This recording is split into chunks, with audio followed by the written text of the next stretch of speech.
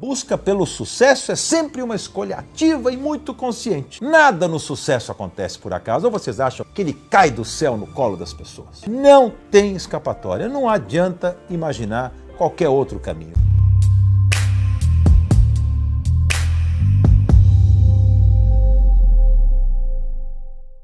Eu sempre fui muito inquieto, sempre quis fazer as coisas acontecerem, sempre fui muito determinado e falando, eu vou construir uma história. Gostaria que meus filhos um dia olhassem para a história do pai e se orgulhassem de ter construído algo. Ser empreendedor é gerar emprego, é gerar riqueza para o país, é fazer alguma coisa acontecer, é fazer a diferença no mercado. Um negócio que realmente seja admirado pelos outros, na forma que ele se conduz, na forma que ele se comporta, seja a prestação de serviço, como eu já fiz, seja a produção de qualquer coisa, negócio que eu já entrei na minha vida, mas eu sempre fui muito determinado em relação a esse objetivo. Então eu sabia que algum lugar eu ia chegar. Eu só não sabia onde. Ninguém como jovem pode imaginar onde pode chegar. Mas eu observava muito, eu usava como benchmark, como referência, os grandes empreendedores, os grandes empresários. Isso é muito importante, né? Eu acho que o jovem tem que ter a referência para se basear. A experiência dos outros que você ainda não viveu pode te iluminar o seu caminho, pode te dar uma noção e abrir a sua visão, que eu considero uma das forças mais importantes do ser humano, é enxergar algo que eventualmente o outro não está vendo.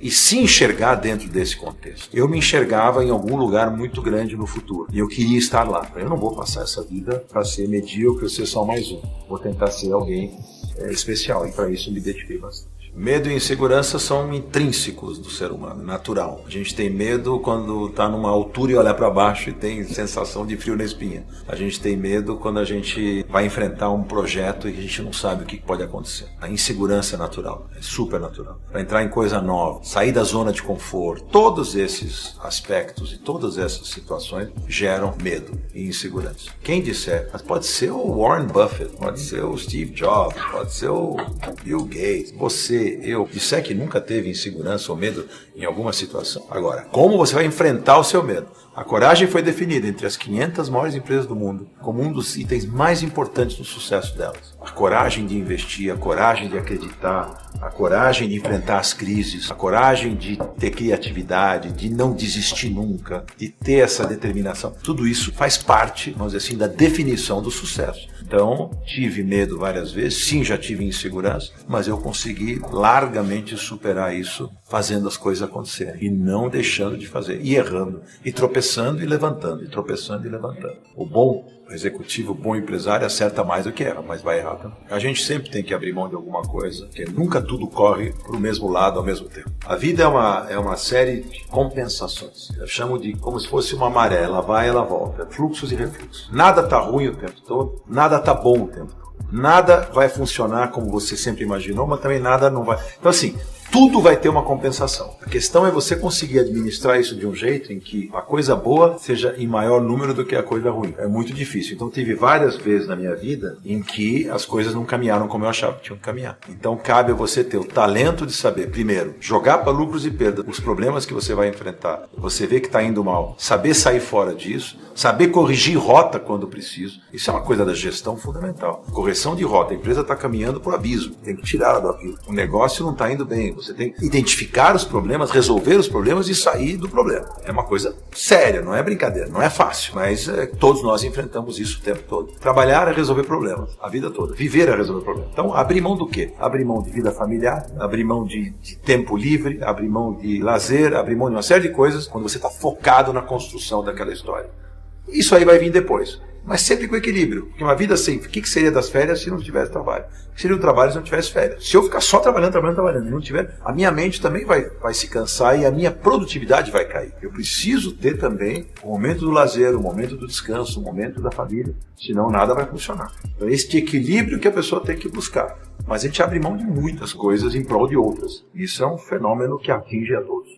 Acredito que o que gera reconhecimento para um líder é a sua habilidade em comunicar um propósito, que é o propósito dele. Quando eu falo em habilidade de comunicar, não estou me referindo apenas à retórica, mas eu me refiro a todo um conjunto que vai além das palavras e inclui atos, realizações e visões que compõem a personalidade de um líder. Retórica vazia não inspira lealdade. Tal qual a mentira, ela tem pernas curtas. As pessoas percebem quando o discurso é apenas um amontoado de palavras, um blá blá blá para convencê-las de alguma alguma coisa e acabam ficando ressentidas, sentem que a sua inteligência foi afrontada. O fato é que todo o processo de liderança passa pelo aspecto emocional. As pessoas só são atingidas nesse nível quando sentem a convicção verdadeira de quem está argumentando em relação ao seu propósito. Gandhi, Martin Luther King, Kennedy ou mesmo Jack Welch ou Steve Jobs, todos souberam comunicar o seu propósito e inspiraram movimentos que acabaram entrando para a história. Tudo isso pode soar muito distante da realidade imediata de um empreendedor, um executivo ou um profissional liberal, mas é importante perceber que a mecânica da liderança é a mesma, só o que muda é a proporção do projeto de cada um. Ou vocês acham que isso tudo não soava distante para mim? Mas sempre fiz questão de observar Gandhi, Kennedy, Steve Jobs, Bill Gates e me inspiraram a desenvolver o meu próprio estilo de liderança. O que faz com que alguns líderes inspirem as pessoas a agirem? A resposta é: eles comunicam a sua convicção no seu propósito de forma eficiente e eloquente, porque mostram a razão pela qual estão fazendo alguma coisa, esclarecem como pretendem fazer isso e só então dizem o que eles vão fazer. O propósito de uma empresa tem que estar claro para cada um dos funcionários, porque é isso que vai diferenciá-la. Ele tem que estar por trás de cada ação. O propósito tem que percorrer todos os procedimentos. Não pode haver dúvida. Mas se as pessoas que trabalham para você respondem que o propósito da sua empresa é gerar lucro, você está com um grande problema de liderança nas mãos. É óbvio que gerar lucro é o propósito final de todos os negócios. Mas não é esse o essencial, porque se você não conhecer o propósito essencial, o lucro não vai vir. Isso porque o propósito é o sonho que move a empresa em direção a um bom resultado presente, a inovação constante, a sua continuidade no futuro. Por isso, as empresas mais inspiradas, mais motivadas, são aquelas que operam a partir de um propósito comum, solidamente compreendido e absorvido por todos. O propósito é a alma de uma organização. O método de trabalho são os músculos e o produto é o que as pessoas podem tocar.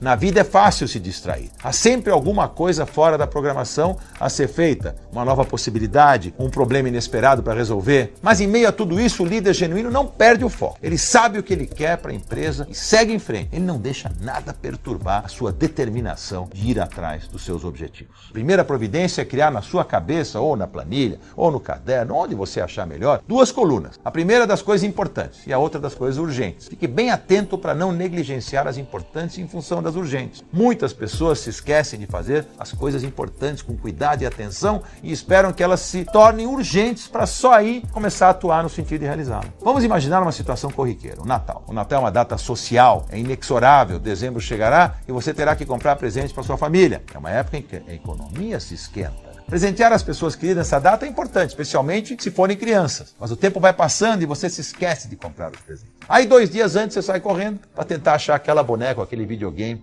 que os pequenos pediram e já não encontra em lugar nenhum. A demanda é grande, época de muitas compras, tudo acaba terminando. Quando depois de percorrer algumas lojas, muitas lojas, você encontra as encomendas. Elas estão com preço altíssimo, obviamente. O que é na economia? Demanda alta, preço alto. Demanda baixa, preço cai. Mas como o assunto, além de importante, se tornou urgente, você simplesmente faz qualquer negócio. Eu preciso levar o videogame e a boneca. Isso também acontece com empresas. Você sabe que precisa reestruturar seu estoque, que é importante, mas acaba ocupado com as coisas do dia a dia, até que o assunto se torne urgente. O problema do urgente é que ele geralmente sai mais caro, em vários sentidos. Por isso, aprenda a diferenciar o importante do urgente e crie estratégias para cuidar dos dois. Ficar adiando não ajuda em nada. Às vezes, o líder percebe que uma decisão radical precisa ser tomada. Encarar os problemas de frente é uma dor necessária. Eu sempre digo que é melhor um fim com tragédia do que uma tragédia sem fim. Você que está numa posição de liderança precisa se sentir confortável na sua operação. Você se sente coagido de alguma forma, precisa tomar uma atitude, porque senão você vai perpetuar o problema. Ele nunca vai acabar. Eu sempre falo, prefiro jogar para lucros e perdas, para o prejuízo e seguir adiante do que ficar insistindo no erro. Mas encarar a solução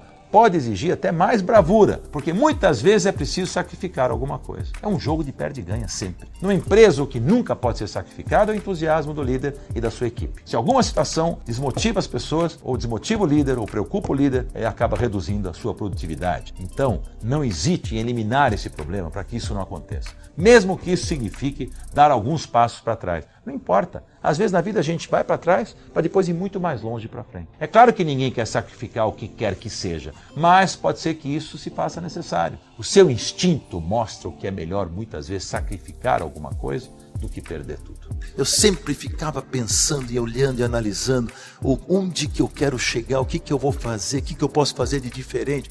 É legal ter esse espírito, entendeu? É legal você usar a referência, tentar se espelhar nessas pessoas, tentar buscar nessas histórias de sucesso algo que possa se encaixar na tua própria história e você também chegar lá do seu jeito. Você é o que você vê, ou melhor ainda, você será o que você vê.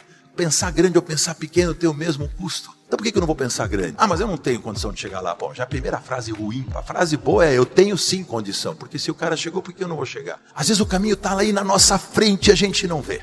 Nossa, mas por que eu não pensei nisso antes? Busquem complementaridade nas pessoas que estão ao seu lado. Porque o que dois fazem igual, de um deles eu não preciso. Então a vida toda sempre atrás dessa história de entender como as pessoas se complementam, como elas vão crescendo juntas. Então, para ver os caminhos, você precisa se despir, você precisa botar a sandália da humildade e imaginar: eu não tenho todos os caminhos, então eu preciso buscá-los em algum lugar. Quando se toma a decisão consciente de buscar o sucesso, de ser um executivo de sucesso, é preciso ter em mente que não há mágica para chegar lá. Não existe abracadabra. O caminho para o sucesso deve ser percorrido passo a passo, à custa de muito trabalho, que, se realizado da maneira mais inteligente e dedicada, acabará sendo reconhecido. Por alguma distorção cultural, nós estamos acostumados a associar a liderança com arrogância, com a imagem do manda-chuva, do sabe-tudo, do dono de si. Isso é uma tremenda bobagem. Gente assim, sabe o que acontece com eles? Acabam isolados, acabam obsoletos e acabam, com certeza, fracassando. Na verdade, o bom líder é aquele que sabe motivar as pessoas, ele tem muita personalidade. Sabe fazer as pessoas agirem de acordo com o propósito que ele tem. Que permite que as ideias e opiniões cheguem até ele de forma democrática. Que aprende com os mais velhos e até com os mais jovens. E que consegue deixar a vaidade de lado para que os valores individuais do seu time possam brilhar. Ou seja, ele é seguro de si. Ele não precisa ficar se provando a todo momento para as pessoas. Por isso que ele sabe aceitar com humildade a opinião dos terceiros. Por isso a construção de uma liderança no mundo corporativo é um processo que leva muito tempo. Recentemente um amigo meu me contou que admitiu um estagiário e meses depois soube que o garoto estava saindo. Curioso, ele perguntou e a resposta foi: eu já estou trabalhando aqui há 4 meses e ainda não fui promovido. Acho que a empresa não está percebendo o meu valor. Para quem está na vida corporativa há muito tempo, essa história soa como uma brincadeira. Mas é preciso admitir que ela revela uma situação bem real e até muito dramática. Os jovens estão transferindo o imediatismo da internet, das redes sociais, dos videogames para a vida real. O mundo dos negócios não é assim. As carreiras são construídas a partir de uma equação que considera tanto a experiência quanto o potencial. Isso leva muitos anos. Não pode pensar a tão curto prazo quando você fala de uma carreira. Mas aqui vai a opinião de quem já contratou muita gente. Uma contratação é sempre o resultado de uma análise objetiva de habilidades e qualificações com uma boa dose de intuição. Até estar efetivamente trabalhando com uma pessoa, não dá para saber se a escolha foi realmente acertada. Eu sempre falei, se eu tivesse na minha vida inteira contratado pessoas e pudesse testá-las como eu testava os candidatos no Aprendiz, eu seria um executivo, um empresário muito feliz. Porque eu colocava eles literalmente na corda bamba, literalmente na rua, e vendo o desempenho deles nas situações de maior pressão possível. Tanto é que eu contratei muitos participantes do programa, independentemente daqueles que venceram e que acabaram, obviamente, contratados porque venceram o programa. Então, você só conhece, só sabe realmente da pessoa a partir das realizações dessas pessoas. Por isso que eu digo, não é produtivo nem prudente pular etapas. As pessoas precisam desenvolver alguma maturidade em relação à atividade que estão realizando. Não há como substituir o tempo de voo de um piloto ou anos de residência e especialização de um médico. Ou você quer ser operado por um médico que acabou de se formar e nunca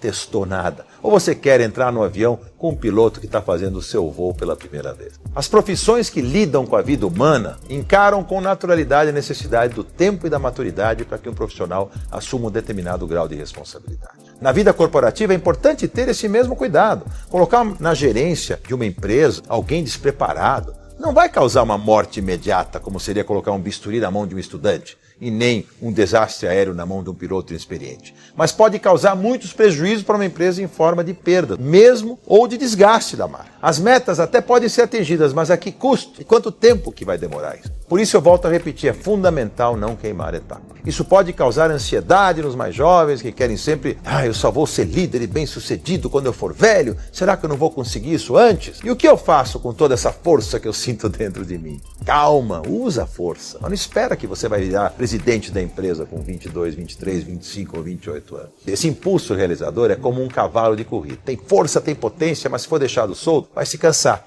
E na hora da corrida, não vai ter o melhor desempenho. É preciso dar um passo de cada vez, é preciso organizar essa intensidade. Claro que se for rápido é melhor, mas antes de se jogar na aventura de escalar a escada corporativa rumo ao topo, é preciso pensar um pouco e entender o que é o topo para você. Saber aonde se quer chegar é o primeiro passo do caminho. E óbvio, se dá para chegar lá ou não. Pode parecer óbvio, mas muita gente que já está em plena atividade na vida profissional não sabe exatamente onde querem chegar. Acreditem nisso. Isso é um problema, porque eles acabam perdendo o controle da própria carreira dele. Eles não têm noção. Tem gente que embarca numa carreira, numa empresa, como quem embarca no metrô. Depois que está dentro, deixa de tomar decisões. Parou na estação, parou, não sei nem onde eu estou indo. O problema é que, ao contrário do metrô, uma carreira não tem um ponto final definido. Tudo vai depender dos ventos da economia, das decisões da alta chefia, da necessidade de pagar as próprias contas e de 1 milhão de outras variáveis que podem levar você para um lugar que você nem queria ir. Talvez até uma vizinhança daquelas bem barra pesar. Por outro lado, quando a pessoa sabe para onde vai, ela fica atenta para descer na estação certa, mudar de linha se for preciso,